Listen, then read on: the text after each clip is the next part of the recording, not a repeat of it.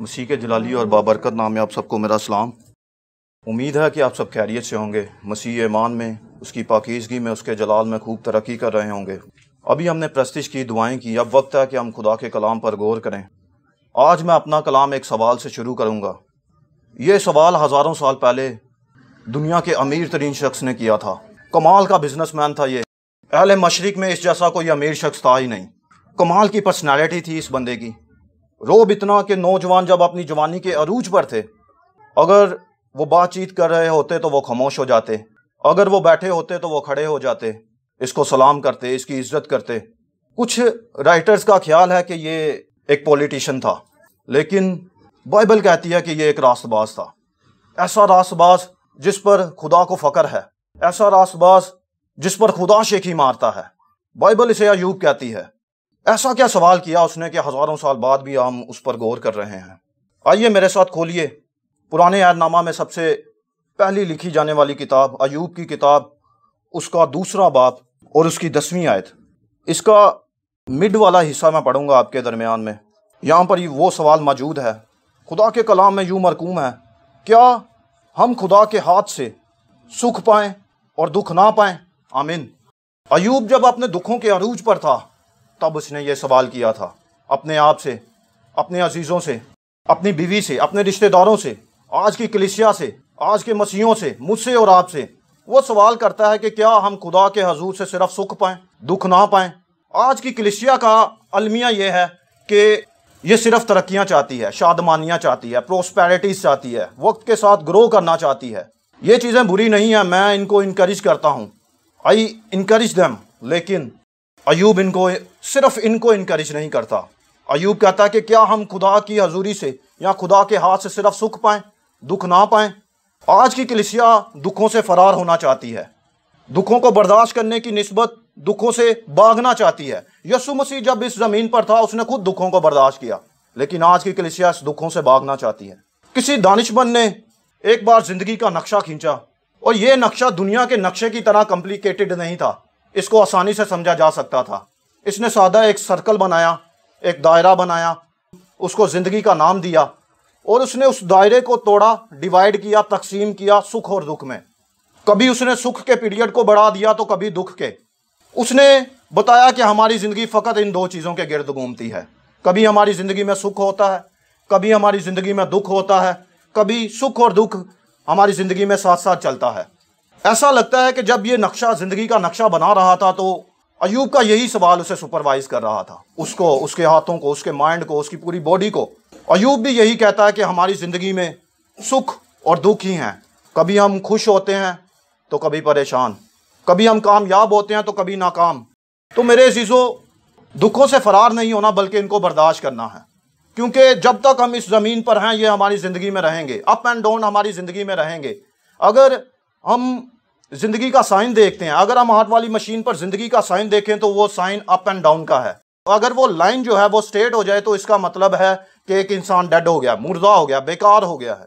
जब तक हम इस ज़मीन पर रहेंगे दुख और सुख हमारी ज़िंदगी में रहेंगे।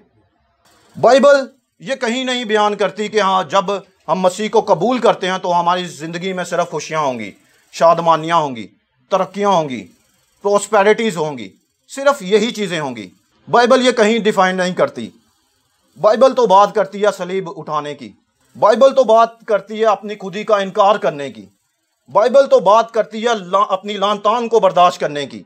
बाइबल तो अयूब का सवाल उठाती है कि क्या हम खुदा के हाथ से सिर्फ सुख पाएँ, दुख ना पाएँ? एक सुबह खुदावंद यीशु मसीह अपने शागिर्दों के साथ नाश्ता करते हैं, भुनी हुई मछली और रोटी के साथ। ये नाश्ता खुदावंद यीशु मसीह खुद बनाते हैं। नाश्ता करने के बाद खुदावंद यीशु मसीह एक कमाल की ऑफ़र पतरस को करते हैं कि हम वॉक पर चलते हैं, सैल पर चलते हैं। पतरस जो है वो इस ऑफ़र को बड़ी खुशी के साथ एक्सेप्ट किए हुए यीशु मसीह के साथ वॉक पर चलता है। और यीशु मसीह उस वॉक के दौरान, उस सैल के दौरान पतरस से एक सवाल करते हैं। पतरस से कहते हैं, पतरस क्या तू मुझसे मोहब्बत करता है? पतरस कहता है, खुदा तू जानता है, तू खुद जानता है कि तू मुझे अजीज़ है। तो फिर खुदावंद यीशु मसीह उसको बताते हैं उसके फ्यूचर के बारे में, एक प्रोफेसी करते हैं, उसके आने वाले वक्त के बारे में बताते हैं। यीशु मसीह कहता है, पतरस अभी तू जवान है, अपनी कमर खुद बांधता है, लेकिन जब तू बूढ़ा होगा तो अपने हाथ लंबे करेगा, तुझ में इतनी शक्कत नहीं होगी कि तू अपनी कमर को खुद बांध सके, कोई दूसरा तेरे लिए ये काम करेगा, तेरी कमर को बांधेगा। फिर यीशु मसीह उसे डिफेंड करते हैं कि अभी तू जवान है, जहाँ चाहता है चला जाता है, लेकिन एक टाइम ऐसा आएगा कि जहाँ तू नहीं जाना चाहता वहाँ पर लोग तुझे लेकर जाएंगे। यूहन्ना कहता है कि यहाँ यीशु मसीह उसकी मौत के बारे में जिक्र करते हैं, पतरस की मौत के बारे में, कि किस तरह की मौत से वो खुदावंद के नाम को जलाल देगा। खुदावंद यीशु मसीह ने पतरस को ये नहीं बताया कि कुछ लोग उसे कलीसिया का पहला पोप कहेंगे। खुदावंद यीशु मसीह ने उसे ये नहीं बताया कि आलमे रवा की कुंजियाँ खुदावंद उसे देंगे। खुदावंद यीशु मसीह ने उसे ये नहीं बताया कि दुनिया की सबसे ऑथेंटिक किताब का, पावरफुल किताब का, सबसे ज़्यादा पब्लिश होने वाली किताब का, सबसे ज़्यादा पढ़ी जाने वाली किताब का, बाइबल मुकद्दस का कुछ हिस्सा तू लिखेगा। खुदावंद यीशु मसीह ने उसे ये नहीं बताया कि तू पतरस मशहूर हो जाएगा। खुदावंद यीशु मसीह ने उसे उसकी ब्लेसिंग्स के बारे में नहीं बताया, उसकी अचीवमेंट के बारे में नहीं बताया। खुदावंद यीशु मसीह ने उसे ये नहीं बताया कि तू पहला वाज करेगा, पहला कलाम करेगा और 3000 लोग तौबा कर लेंगे, इतनी तेरे कलाम में कुदरत होगी। खुदावंद यीशु मसीह ने यह नहीं बताया, बल्कि खुदावंद ने तो उसके साथ उसके दुखों के बारे में शेयर किया था कि उसके आने वाले वक्त में उसे कौन कौन से दुख सहने पड़ेंगे।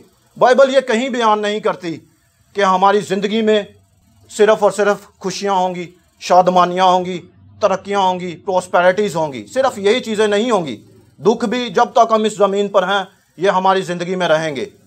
पलूस के बारे में कहा जाता है कि ये फरीसियों का फरीसी था, नहायत पढ़ा लिखा शख्स।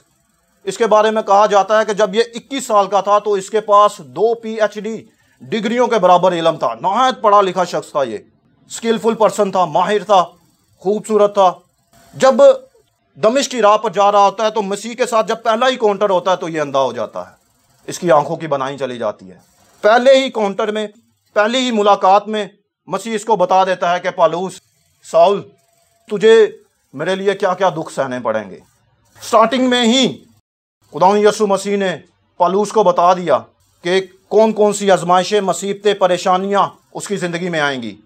मेरे अज़ीज़ों, बाइबल ये कहीं बयान नहीं करती कि हमारी ज़िंदगियों में सिर्फ खुशियां और शादमानियां ही रहेंगी, सिर्फ सरफराजियां रहेंगी, हम सिर्फ खुशहाल ही रहेंगे।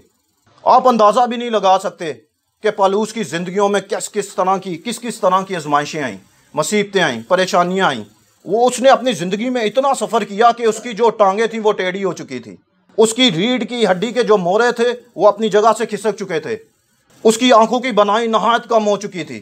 हम अंदाज़ा भी नहीं लगा सकते कि घुटनों का दर्द क्या होता है, हम अंदाज़ा भी नहीं लगा सकते कि रीढ़ की हड्डी का दर्द क्या होता है, आंखों की बनाई जब कम होती है तो क्या होता है। लेकिन इसके साथ साथ, इन चीज़ों के साथ साथ पौलुस को और चीज़ें भी, बहुत सी आजमाइशें, मुसीबतें, परेशानियां उन्हें फेस करना पड़ी। लेकिन इन मुसीबतों के बावजूद, इन टेंशनों के बावजूद, इन आजमाइशों के बावजूद पौलुस कहता, कौन मुझे मसीह की मोहब्बत से जुदा करेगा? कौन? कोई ऐसी चीज़ है क्या? मुसीबतें, तलवार, आजमाइशें, दुख, टेंशनें, क्या घुटनों का दर्द या रीढ़ की हड्डी या आंखों की बनाई मुझे मसीह की मोहब्बत से जुदा कर सकती है? इख्तियार वाले, हुकूमत वाले मुझे मसीह की मोहब्बत से जुदा कर सकते हैं? वो कहता है, जीना तो मेरे लिए मसीह है और मरना नफ़ा। जब तक मैं जिंदा रहूँगा मसीह के लिए जीऊँगा, लेकिन जब मैं मरूँगा, मौत मुझे आएगी, तो ये इससे ज़्यादा खुशी की खबर मेरे लिए कोई है ही नहीं। क्यों खुशी की खबर है? क्योंकि उसकी सबसे बड़ी डिज़ायर पूरी होने वाली है इस मौत के वसीला से। उसकी सबसे बड़ी ख्वाहिश क्या है? कि मैं खुदा की हजूरी में चला जाऊँ, मैं उसके साथ टाइम को गुजारूँ, मैं उसके साथ वक्त को गुजारूँ। ये उसकी सबसे बड़ी डिज़ायर है। और ये जो मौत है ये सबके लिए खुशी की खबर नहीं है। लोग मातम करते हैं, रोते हैं, चलाते हैं अपने अजीज़ों की जुदाई में। एक मसीह जो है वो इस ज़मीन पर खुदा का रिप्रेजेंटेटिव है, वो खुदा को प्रेजेंट करता है, वो यहाँ पर खुदा को बयान करता है, लेकिन वो इस ज़मीन का है नहीं। उसका शहर जो है वो आसमानी है। मेरा और आपका जो शहर है वो आसमानी है। हम आसमानी शहरी हैं। हम यहाँ कुछ सालों के लिए आए हैं कि हम मसीह की नुमाइंदगी करें, अपने किरदार से, अपने अल्फाजों से, अपनी खिदमत से, और जो स्किल्स खुदावंद ने हमें दी है उनका खूब इस्तेमाल करें।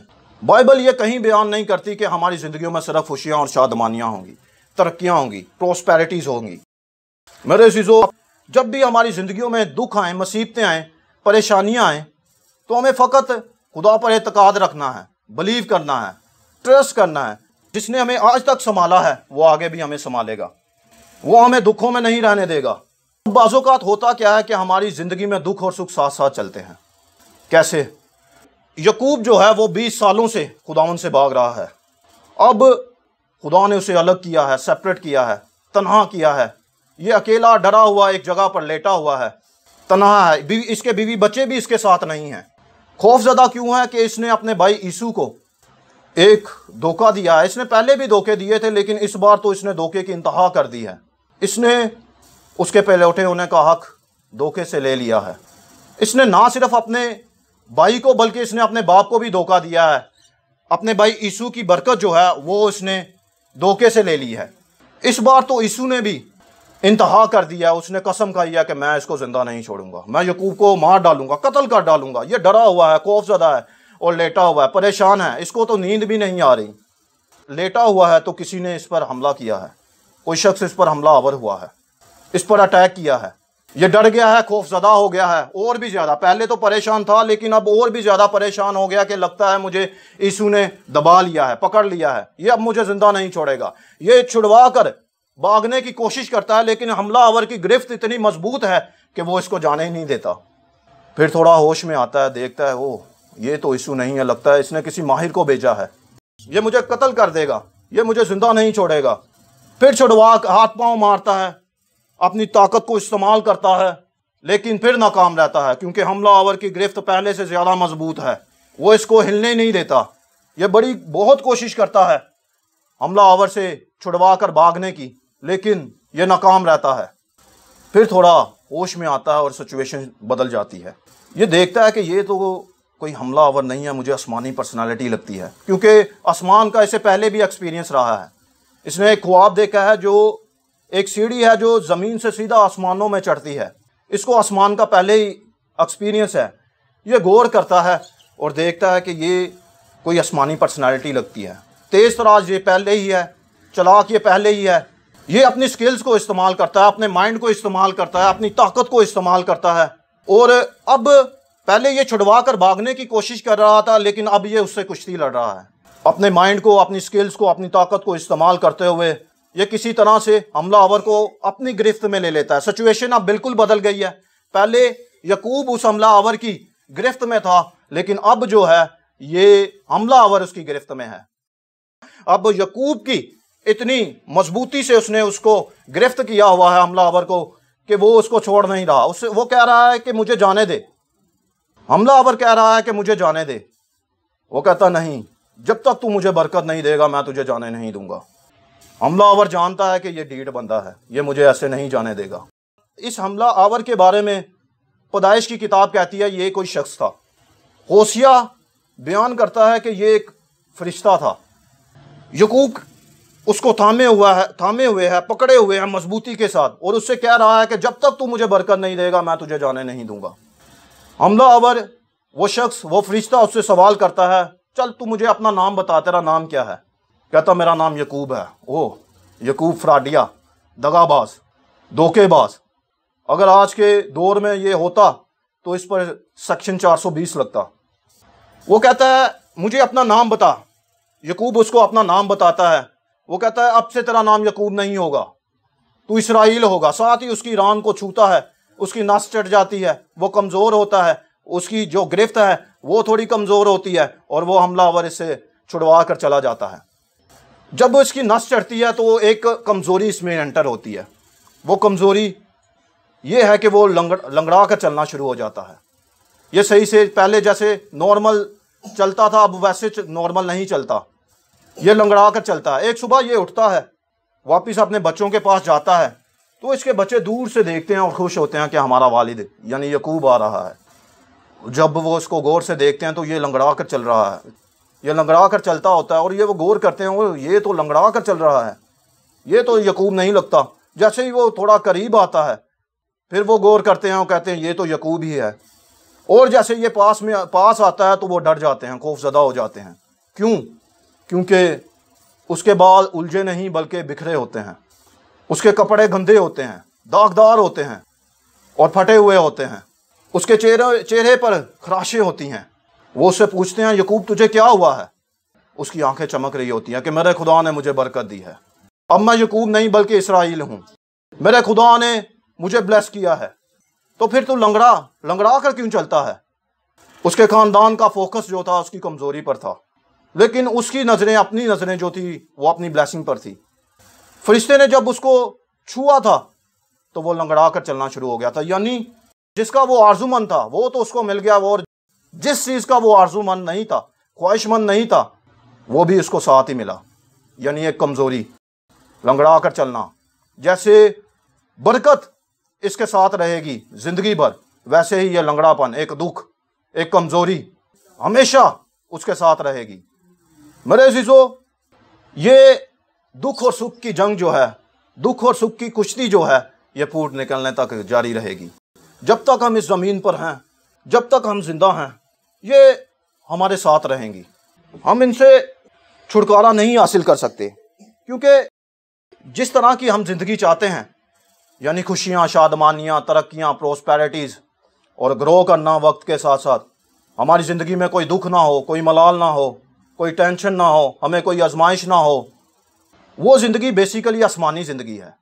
इस ज़मीन पर मैंने जैसे बताया कि मसीह ने दुखों को सहा। बाइबल में किसी भी पर्सनालिटी के बारे में मुतालिया करते हैं तो हर एक की ज़िंदगी में दुख, मुसीबतें, परेशानियां रहीं।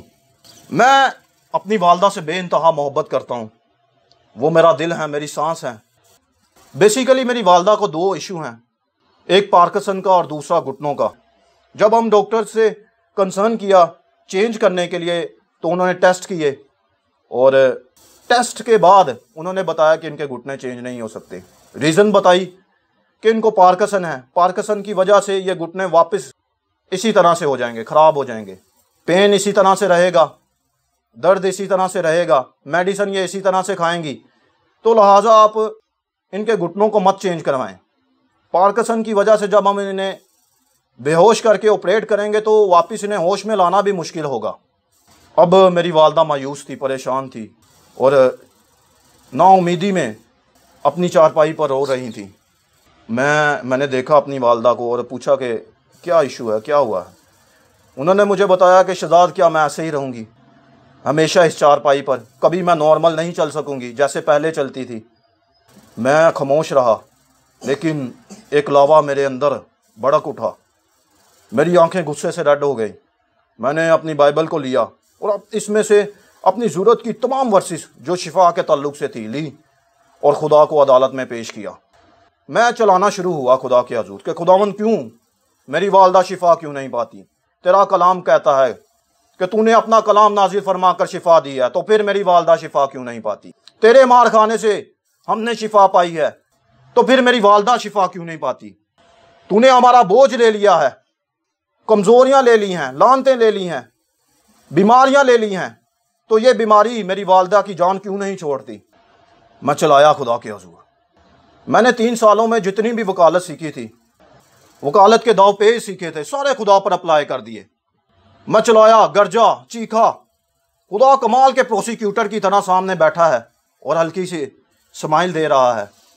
मुझे और ज़्यादा गुस्सा आया। मैं चलाया खुदा के हजूर के खुदावंद, क्यों मेरी वालदा ही क्यों? मेरी ज़िंदगी में जितने भी शरीर लोग थे, मैंने सबको एक लाइन में खड़ा किया और उनकी ज़िंदगी के बारे में बोलना शुरू हुआ। खुदा, तू इसकी ज़िंदगी को जानता है, इसकी वालदा की, इसके माँ बाप की, इसके बहन भाइयों की ज़िंदगी को जानता है कि ये अपनी ज़िंदगी में क्या क्या करते हैं। तू इनके प्रोफेशन के बारे में जानता है, तू इनके कारोबार के बारे में जानता है, तू इनकी आदात के बारे में जानता है। खुदा खामोश रहा। मैं और भी ज़्यादा गरजा, और भी ज़्यादा चीखा खुदा के हजूर, लेकिन खुदा खामोश रहा। मैंने खुदा से सवाल किया, खुदा क्यों मेरी वालदा ही क्यों, ये क्यों शिफा नहीं पा रही? फाइनली खुदा ने अपनी खामोशी को तोड़ा। खुदा ने कहा, शहजाद, मैंने कोई जवाब नहीं दिया। कहता, ये अयूब तुझसे एक सवाल करना चाहता है। अयूब से मेरी ही ताड़ में बैठा हुआ था। अयूब ने बड़े तंजिया अल्फाज में मुझे कहा, ओह नीम एडवोकेट शहजाद मट्टू, क्या हम खुदा के हाथ से सुख पाएं, दुख ना पाएं? जैसे ही उसने मुझे ये सवाल किया, ये सवाल मेरे कानों से मेरे अंदर गया, मैं रेजा रेजा हो गया, बिखर गया, इतने टुकड़ों में टूटा कि मुझे खुद को समेटने के लिए वक्त लगा। पहले जो मेरी आंखें गुस्से से लाल थी, अब ये आंसुओं से लाल थी। पहले मेरी जुबान जो बहुत चल रही थी, अब ये साकन हो चुकी थी। पहले जो मैं बहुत गरज रहा था, चीख रहा था, चला रहा था, अब मेरी आवाज़ गले में अटक चुकी थी। पहले मेरी गर्दन और कंधे जो थे वो अकड़े हुए थे, अब ये झुक चुके थे इस सवाल के नीचे। मेरी आवाज़ और मेरी ज़ुबान मेरा साथ नहीं दे रही थी कि मैं खुदा के हजूर माफ़ी भी मांगूँ। मैं शर्मिंदगी की हालत में खुदा के हजूर गया माफ़ी मांगने के लिए। वहाँ पर कोई नहीं था, मैं था, खुदा था और अयूब का तंजिया सवाल था। मैं शर्मिंदगी की हालत में खुदा के हजूर गया और खुदा से माफ़ी मांगी। खुदावन उसी स्माइल के साथ मेरे पास आए जो उसने अदालत के रूम में दी थी, कमाल की स्माइल, और मेरे कंधे पर थपकी दी और मुझे मुआफ़ किया। उस वाक़या के बाद मेरी ज़िंदगी में जितने भी गिले थे खुदा को लेकर, शिकवे थे खुदा को लेकर, बुढ़ाहट थी खुदा को लेकर, वो सारी ख़त्म हो गई थी। उस वाक़या के बाद खुदावन ने मेरे दुखों की कमर को तोड़ दिया था इस सवाल के वसीला से, क्योंकि ये सवाल वाज़िया था कि हमारी ज़िंदगी में दुख भी रहेंगे और मुसीबतें भी रहेंगी, आजमाइशें भी रहेंगी, बीमारियां भी रहेंगी, टेंशनें भी रहेंगी और खुशियां भी रहेंगी। कुछ चीज़ें सिर्फ़ हमें दुखों में समझ आती है, कुछ चीज़ें हम सिर्फ़ अंधेरे में देख सकते हैं। बाज़-औक़ात खुदा हमारे बोझ को, हमारे वज़न को हल्का नहीं करता, बल्कि वो हमारी कमर को, हमारे कंधों को मजबूत कर देता है ताकि हम उस बोझ को उठा सकें। इसलिए मेरे अजीज़ों, ये जो क्यों का सवाल है कि मैं ही क्यों या मेरा कोई अजीज़ ही क्यों, बेसिकली ये अल्फाज, ये सवाल ही गलत है, इसकी बुनियाद ही गलत है। क्यों जी, आप क्यों नहीं हो सकते? खुदा दुखों को इस्तेमाल करता है हमारी प्रोस्पेरिटी के लिए, हमारी तरक्की के लिए, हमें पॉलिश करने के लिए, हमें तराशने के लिए, हमें निखारने के लिए। अच्छा, अब मैं ये नहीं कह रहा कि हमारी ज़िंदगी में खुदा दुखों को लेकर आता है। खुदा दुखों को इस्तेमाल करता है हमें निखारने के लिए। अरस्तू कहता है सितारे जो हैं वो सिर्फ अंधेरे में चमकते हैं। यहाँ पर उन तमाम लोगों का जिक्र है जो अंधेरे में हैं, परेशानी में हैं, खौफजदा हैं। बाज़ औक़ात खुदावंद हमें सामने से प्रोटेक्ट करता है, हमारे आगे आगे चलता है, और बाज़ औक़ात खुदावंद हमें पीछे से प्रोटेक्ट करता है और पीछे से हमें तसल्ली और थपकी देता है, एक दिलेरी भरी, कि मैं तेरे साथ हूँ, मैं दुनिया के आखिर तक तेरे साथ रहूँगा, चाहे दुख रहें, मुसीबतें रहें, परेशानियाँ रहें, टेंशनें रहें, मैं तेरे साथ रहूँगा, मैं तुझे तन्हा नहीं छोड़ूंगा। मुझे दुनिया के नहायत ही पढ़े लिखे शख्स ने, दानिशमंद शख्स ने एक नसीहत की थी, वही नसीहत मैं आपको करना चाहूँगा, वही सजेशन मैं आपको देना चाहूँगा। उसकी नसीहत पर अमल करने के बाद मेरी ज़िंदगी में जितने भी दुख थे, उनके जो असरात थे वो ख़त्म हो चुके थे। मैंने जब उसकी नसीहत को अपनी ज़िंदगी पर अप्लाई किया था, ये दानिशमंद मंदा पालूस था, उसने मुझे बताया, शहजाद, सब चीज़ें मिलकर खुदा से मोहब्बत करने वालों के लिए भलाई पैदा करती है। सारी चीज़ें मिलकर, वो चाहे दुख हों, मुसीबतें हों, परेशानियां हों, आजमाइशें हों, टेंशनें हों, हर एक चीज़, सब चीज़ें मिलकर खुदा से मोहब्बत करने वालों के लिए, खुदा के लोगों के लिए भलाई पैदा करती हैं। रोनल्ड कहता है कि मैंने इस वर्ष को लेकर बेशुमार तफसीरें पढ़ी हैं, तकरीबन मैंने 100 से ज़्यादा मरतबा इसका मुतालिया किया है। मैंने समझा कि शायद इसके तर्जमे में कोई कमी हो। कहता तफसीरें पढ़ने के बाद, इस वर्ष को बार बार पढ़ने के बाद, रिसर्च करने के बाद, तहकीकात करने के बाद, ये वर्ष वैसी की वैसी ही रही है कि सारी चीज़ें मिलकर खुदा से मोहब्बत करने वालों के लिए भलाई को पैदा करती हैं। मेरे अजीज़ों, आपकी ज़िंदगी में जब भी परेशानियां हों, दुख हों, टेंशनें हों, या फिर अयूब आपसे ये सवाल करे कि हम खुदा के हाथ से सिर्फ सुख पाएं, दुख ना पाएं, तो आप उसको जवाब दीजिएगा कि सब चीज़ें मिलकर खुदा से मोहब्बत करने वालों के लिए भलाई पैदा करती हैं। मेरी दुआ है कि आपकी ज़िंदगी में जितनी भी बीमारियां हैं, आजमाइशें हैं, दुख हैं, वो गवाही में तब्दील हो जाए। आमीन। खुदावंद आपको बरकत दे।